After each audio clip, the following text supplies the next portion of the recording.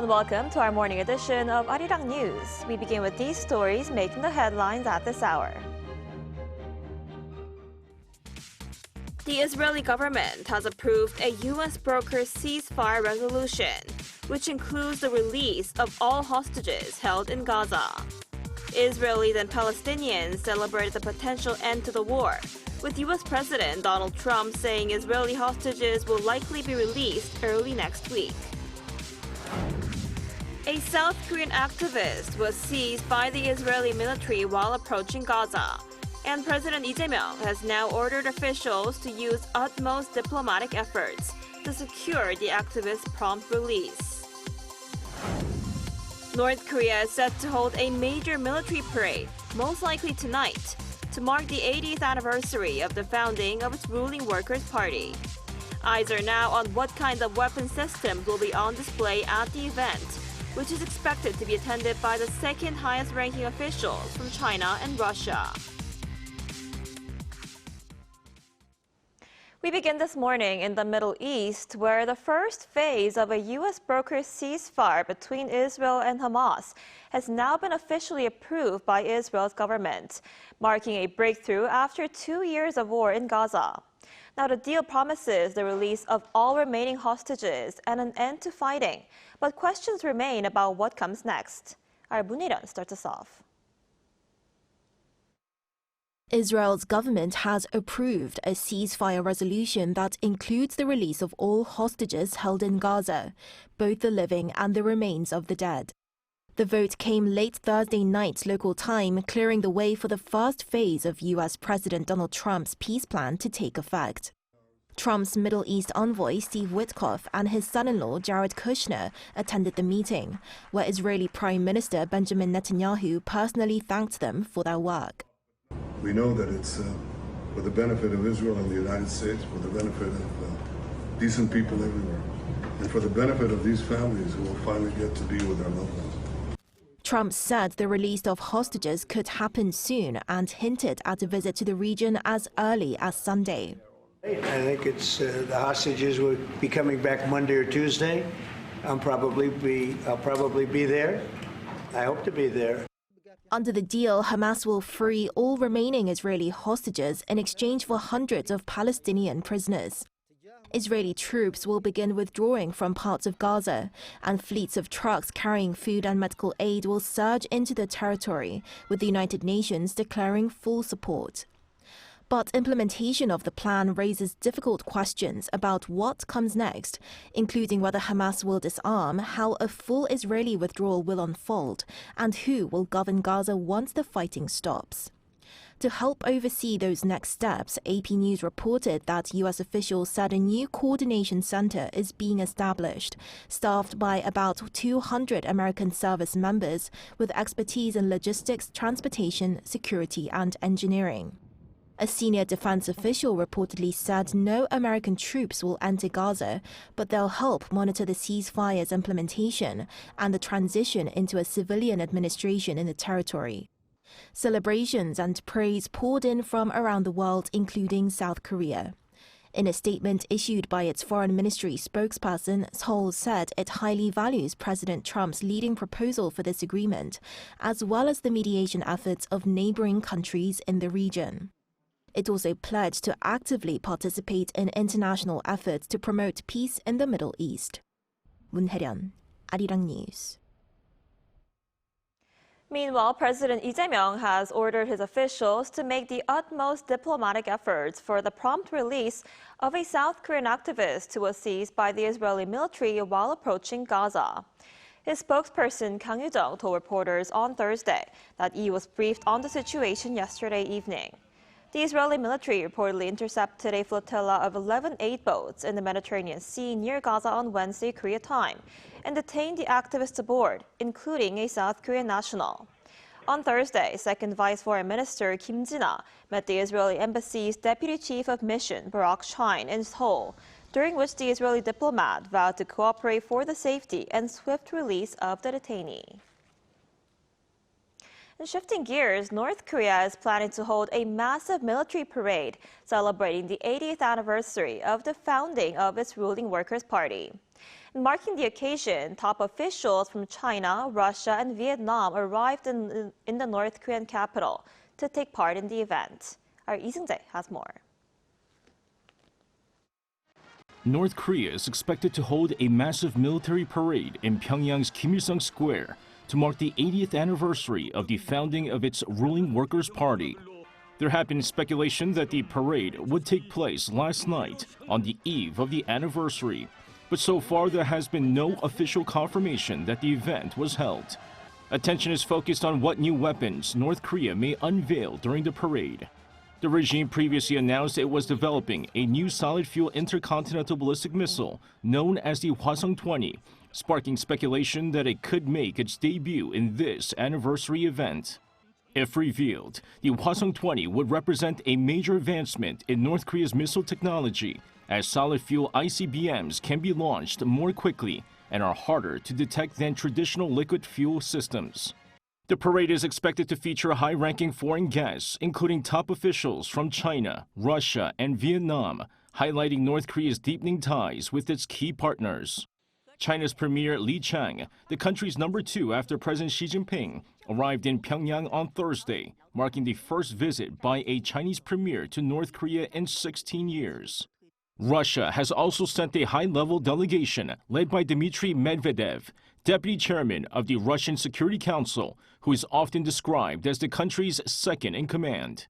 In addition, Vietnam's Communist Party chief To Lam arrived in Pyongyang for a state visit, the first by Vietnam's top leaders since 2007. According to the Vietnam news agency, Lam and North Korean leader Kim Jong-un held talks and agreed to strengthen cooperation, elevate bilateral relations, and expand high-level exchanges across party, government, and regional levels. Pundits say the presence of top figures from China, Russia, and Vietnam signals North Korea's intent to showcase solidarity with its traditional allies at a time of growing geopolitical tensions. The parade would not only mark a milestone in the Workers' Party's history, but also serve as a powerful display of North Korea's military capabilities and its strengthening diplomatic ties with Beijing, Moscow, and Hanoi. Lee Seung-jae, Arirang News. So as we just heard, North Korea's ruling party turns 80 this week, and all eyes are now on the military parade it'll hold in Pyongyang. For more on this, we're joined today by Brian Myers, Professor of International Studies at Dongsa University. Professor Myers, thanks for joining us this morning. Thank you for having me. So China's Premier Li Chang is in Pyongyang, and he's the highest level Chinese official to visit North Korea since 2019. What do you think his appearance at North Korea's military parade signals? Well, the fact that the number 2 is going to be watching a parade of weapons, many of which are expressly designed for attacking the United States, sends a much stronger signal of unity than if he were just making a routine diplomatic visit. 10 years ago, a member of China's Politburo attended a parade in Pyongyang where they showed a mock-up of a planned ICBM, but this time it's the premier who's going, and there will be displays of very real advances of ballistic technology. Now, I think on the one hand, China wants to renew the alliance, wants to keep Kim from drifting too deeply into Russia's sphere of influence, but China is also showing Trump it's not going to join any U.S. initiatives aimed at discouraging North Korea's arms program. That stuff is over. On the other hand, this doesn't mean that Beijing is just kind of cheering on Kim to do whatever he wants, because this visit may well be aimed also at kind of guiding and restraining Kim so that he doesn't go too far with missile provocations. Right, and as for Russia, the deputy chairman of Security Council, and he's also the former Russian president, Dmitry Medvedev, is also expected to be there. This comes after China's military parade in Beijing last month, where we saw Kim Jong-un, Xi Jinping, and Vladimir Putin standing side by side. Will North Korea try to use this week's military parade as a chance to sort of show off its close ties with China and Russia? Well, visits of foreign VIPs have always been central to the regime's propaganda. In the old days, it told its people the whole world looked up to Kim Il-sung as a great genius. So every delegation was hyped up as if it were a tributary visit. Things are different now. People have more awareness of the outside world. But that's all the more reason why they want to see confirmation that North Korea's 2 big allies are standing by it and showing it respect. And last month, of course, they saw Kim treated in Beijing as the virtual equal of Xi Jinping and Putin. And while these two visitors now are not quite as high-ranking, it's still very good optics for the regime and its domestic propaganda. Right, and the primary purpose of North Korea's military parade is to showcase its weapon systems. You mentioned that some of them will be aimed at countering the United States. What can we expect to see on display this time? Well, they're going to show a whole range of what they got, because really Kim is trying to arm his way out of sanctions. Now, not to get too technical, but as your reporter already said, the star of the show is certainly going to be the Hwasong-20, so the solid fuel ICBM that can be rolled out and launched very quickly. It can carry multiple independently targetable re-entry vehicles, or MIRVs, to pretty much anywhere in the United States. Then there should be a short-range ballistic missile with a hypersonic glide vehicle, and that's a weapon that's perhaps even more worrying from a South Korean perspective. Experts are also reckoning with displays of drone technology, stuff that may have been developed with Russian assistance, and also a display of air defense hardware. And all of this is going to be watched really closely in Washington and Seoul, because if anything new is shown, it's very likely to be tested in the weeks ahead. Right, and the nominee to be the Pentagon's senior official for the Indo-Pacific region, John No, recently said South Korea's defense capabilities could help deter threats from China. And he also mentioned that the United States must work with allies like South Korea and ask them to significantly boost their own defense spending. What's your take on this? What could this mean for South Korea? Well, it's no big surprise, because we've known for some time now that America no longer regards South Korea just as a country to be defended against North Korea, but it wants it to become a partner in containing China, and it wants the Lee administration to increase defense spending to that end. Now, South Koreans are used to President Trump demanding that they spend more to defend themselves from North Korea, but all this talk about turning South Korea into a kind of aircraft carrier to be used against China has not been going down well here at all. China is a big trade partner. Its tourists are spending a lot of money here these days. And now the same Trump administration that is pushing South Korea to the wall over trade tariffs is asking Seoul to spend more money to contain China. This is really unpopular with President Lee's voter base, with the left-wing media here, and I think even conservatives have some reservations. So I would expect in the months ahead a certain amount of tension between Washington and Seoul in regard to this issue. Right, I guess we'll have to see how that goes. All right, Professor Myers, thank you so much for your insight today. We appreciate it. Thank you.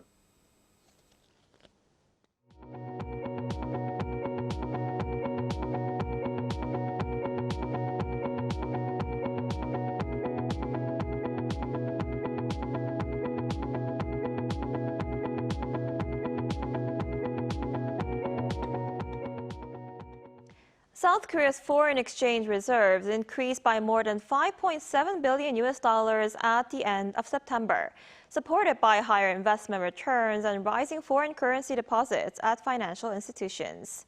According to the Bank of Korea on Friday, the country's reserves stood at $422.02 billion at the end of September, up $5.73 billion from a month earlier.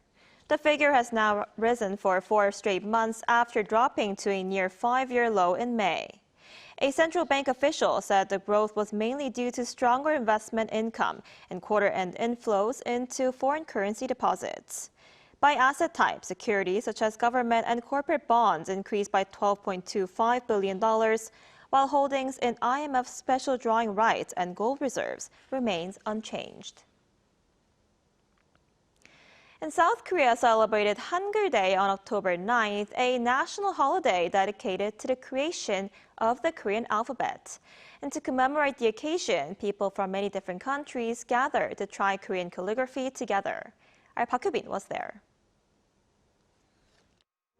Slow, deliberate brushstrokes flow across sheets of paper, making the shapes of the Korean alphabet Hangeul. To mark Hangeul Day, participants from around the world attended an event at the Yeonnam Global Village Center, which supports foreign residents in adjusting to life in Seoul, to experience Korean calligraphy together. They said it was the perfect opportunity to experience writing Hangeul and share the spirit of Hangeul Day. I am studying Korean now, and since it is Hunger Day, I joined this event to practice a bit. It was really fun. Normally, I don't pay much attention to my handwriting and just write quickly, but this time I focused more, and it felt like I was drawing rather than just writing Hangul. Every October 9th, Korea commemorates the invention of Hangul by King Sejong back in the 15th century. In the Hunminjeongeum manuscript, King Sejong wrote that he created the new writing system because it was painful to see the people using borrowed Chinese characters that do not match the Korean language or convey people's intentions properly. Hangul is now regarded as one of the most scientific and easy-to-learn writing systems in the world. Hangul's story and legacy continues to be written, not only by Koreans, but now by people from around the world. Many people enjoy K-pop these days, but traditional culture like this also holds deep meaning. By writing Hangul, foreigners feel a deeper connection to Korea and greater affection for its culture. Through calligraphy, visitors are not just writing letters, but also sharing the meaning of Hangul Day. Park Hyubin, Arirang News. In other news, Haenyeo, a UNESCO Intangible Cultural Heritage of Humanity, are being reborn in a virtual reality game. But what's interesting about this is that the game is being produced by a foreign game developer, not Korean, through her learning about the female divers' lives on Jeju Island. Our Hangeul has a story. A diving test is underway at the Haenyeo School, an institute that aims to pass on the female divers' culture to a younger generation. Karen Strizinger, who is working on creating a virtual reality game with a Haenyeo as the main character, is also putting in a lot of effort. She became interested in Jeju Island and the Haenyeo culture after adopting an abandoned dog from Jeju Island. Strizinger is learning how Haenyeo dive to harvest shellfish to specifically incorporate their culture into a game she is producing. The reason why she's creating the game is to promote and preserve Haenyeo culture. I thought the Haenyeo were amazing role models and environmental stewards, and I wanted to help share that with the world. The game is basically about the process by which the main character becomes a Haenyeo on Jeju Island after quitting her job. Game users can virtually experience Haenyeo diving in the game. Strizinger hopes that through the game, people will develop an interest in the restoration of ecosystems that are being endangered by climate change. I think that we can use storytelling through games to help teach people about how you might restore ecosystems. This game received widespread attention at Unity for Humanity 2024, which awards funding, technical support, marketing, and other resources for creators seeking to make the world a more inclusive and sustainable place for all. Jeju Island is expecting that the game for the young generation could spread Haenyeo culture to the world. The game is set to be released early next year, and a portion of the proceeds will be donated to preserve Haenyeo culture. Cha Yoon-kyung, Arirang News.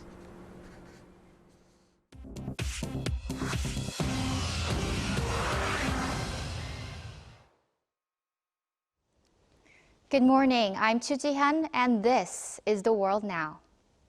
Hungarian writer László Krasznahorkai has been awarded the 2025 Nobel Prize in Literature for his powerful explorations of modern chaos and the human spirit.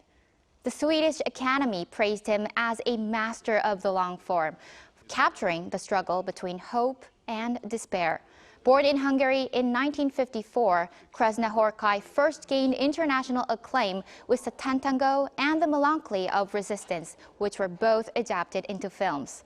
Critics call his work haunting and lyrical, blending realism and philosophy to question how people endure uncertainty.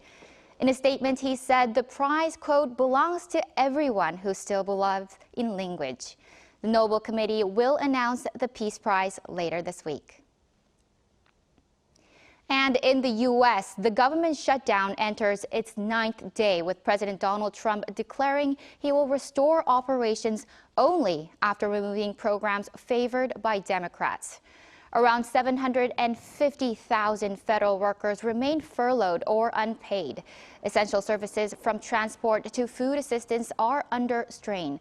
Trump says he'll cut funding from green energy and urban aid while keeping military spending intact. Democrats accuse him of weaponizing the budget for political gain. While markets have reacted mildly, analysts warn prolonged closure could slow fourth quarter growth. Talks will resume on Friday as both parties face pressure from both public workers and investors. In India, police have arrested the owner of a pharmaceutical company after a cough syrup was linked to the death of at least 21 children. The victims, all under 5 years old, died in Madhya Pradesh over the past month after being prescribed the cough syrup known as Coldriff. Investigators found it was contaminated with diethylene glycol, a chemical used in antifreeze that can be fatal even in small amounts. Police have arrested the owner of Coldriff manufacturer Srezin Pharma, charging him with culpable homicide and drug adulteration. India's health ministry has banned the syrup in several states and ordered wider testing of children's medicines. The World Health Organization has asked whether contaminated batches were exported abroad, as children in Gambia and Uzbekistan have died from Indian-made cough syrup in the past. And in New York, more than 250,000 fans are flooding into Comic-Con 2025. And this year, K-Content is taking center stage. Attendees packed the gov't Center dressed as their favorite characters. Organizers expect about 250,000 visitors over the 4 days, celebrating everything from comics and anime to gaming and wrestling. And Korea's presence is unmistakable as a new K-Content Pavilion showcases hits webtoons like Solo Leveling and True Beauty alongside the voice cast of K-pop Demon Hunters.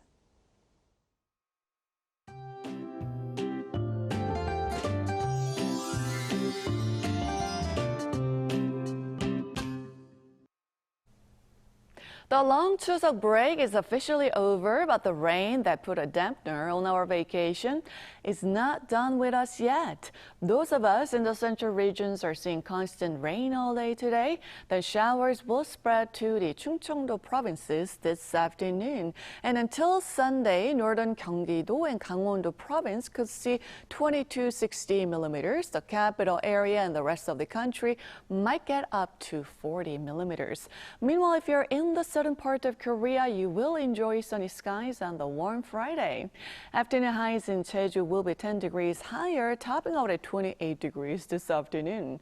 So those traveling north to south or the other way around need to take the weather into account and do dress accordingly. For a closer look, Seoul and Chuncheon will be only getting up to 18 degrees Celsius under soggy skies, but Gwangju will get up to 27 degrees under bright skies. Looking ahead, do expect more rain under gloomy skies through early next week. However, top temperatures will rise higher than today's afternoon highs.